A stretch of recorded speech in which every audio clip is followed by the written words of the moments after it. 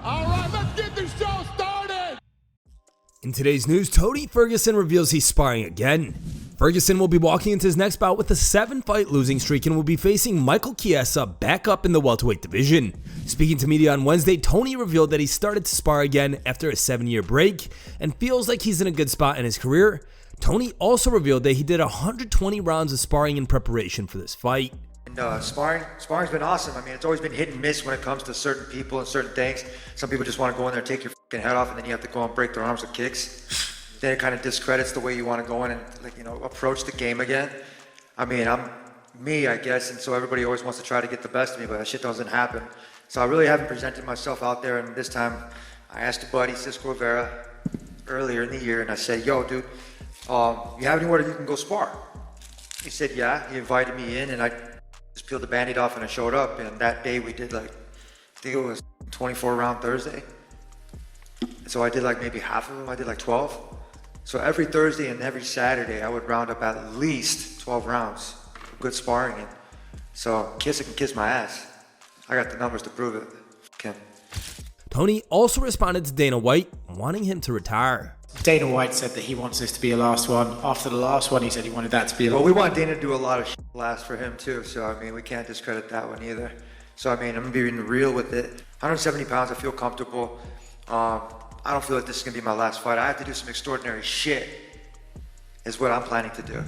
Khabib Nurmagomedov buys Dustin Poirier's UFC 302 fight kit. Poirier donned custom floral shorts during his UFC 302 bout against Islam Makhachev in his latest attempt at the divisional title. Despite losing by submission in round 5, he aimed to turn the experience into something positive by auctioning off the shorts along with a shirt, gloves, and hand wraps to benefit the Good Fight Foundation. Now, in a recent interview with MMA Junkie, Poirier shared that the winning bidder on eBay failed to complete the payment for the fight kit.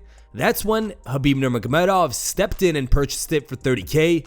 In Poirier's words, somebody outbid the last bidder at that last minute and didn't pay. People do that all the time. People suck, man. Ali Abdelaziz reached out to me. Khabib wants to buy it. He, Nurmagomedov, purchased it for $30K. He came through, we shipped it off. Backpacks are getting filled. Dustin continued, we've got about 1,500, maybe a little bit less, maybe a little bit more, backpacks filled with school supplies for the year. Zabit Magomedsharipov reveals the UFC still tries to lure him out of retirement.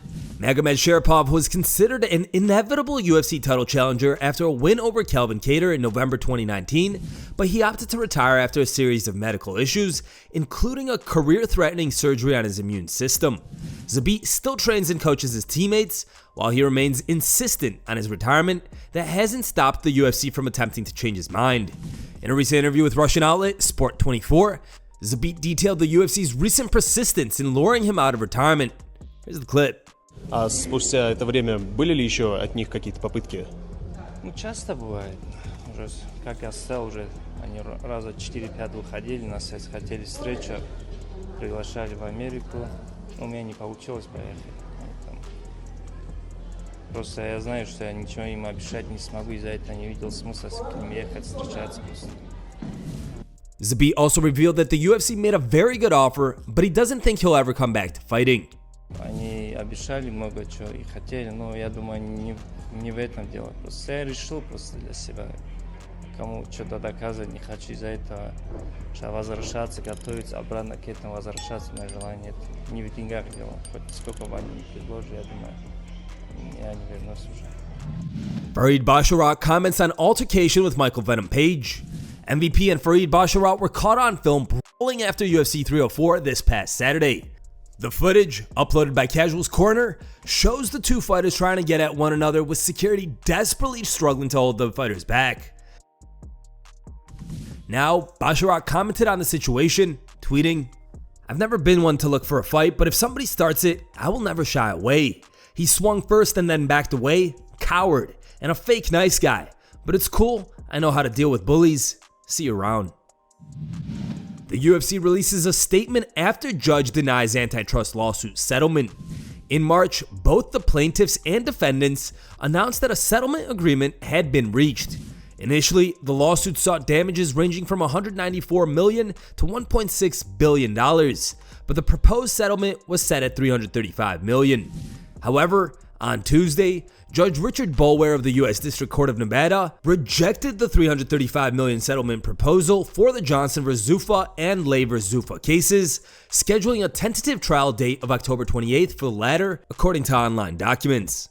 Combat sports regulatory lawyer Eric McGracken provided insights into the implications for the UFC and shared additional details about the situation. Now, this is probably the biggest story in combat sports. Let me explain what happened and where things probably go from here.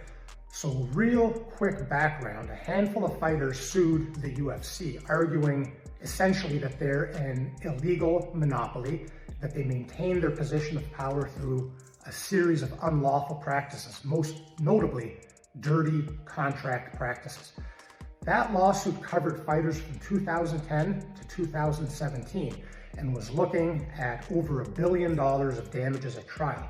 It got certified as a class action, and right on the eve of trial, a settlement was announced. It was announced that the UFC was going to pay $335 million to make the case go away. But that settlement was going to also cover a second case called Johnson that was looking to represent fighters from 2017 until the present day. And those fighters were suing not just for money, but also for contractual changes, trying to shake things up so current fighters aren't going to be under the oppressive landscape that past fighters have been under. Now, because this is a class action lawsuit, the parties can't just settle.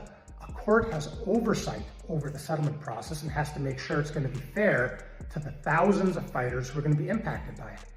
And last night, the federal judge overseeing the case said, no, this deal is not good enough.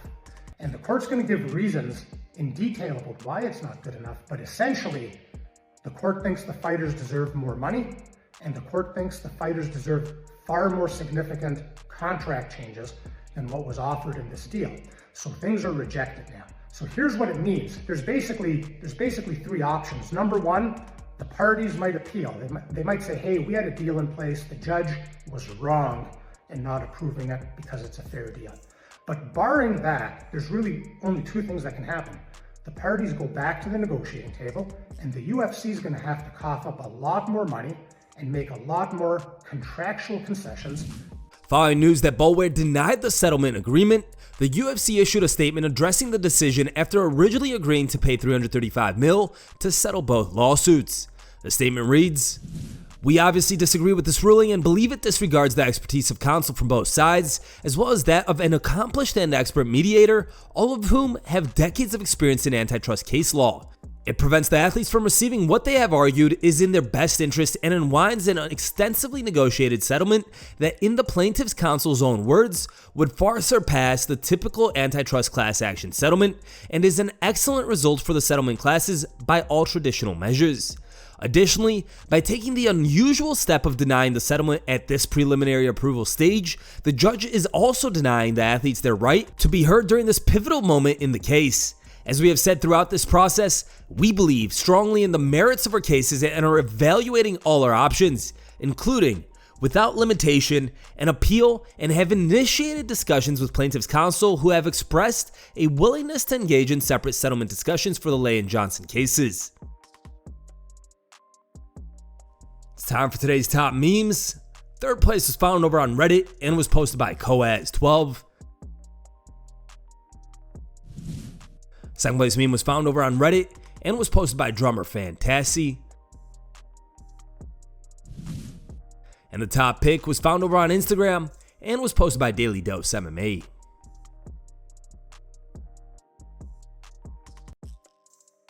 Thanks for watching. If you like the content, smash that like button and don't forget to subscribe to stay in the talk.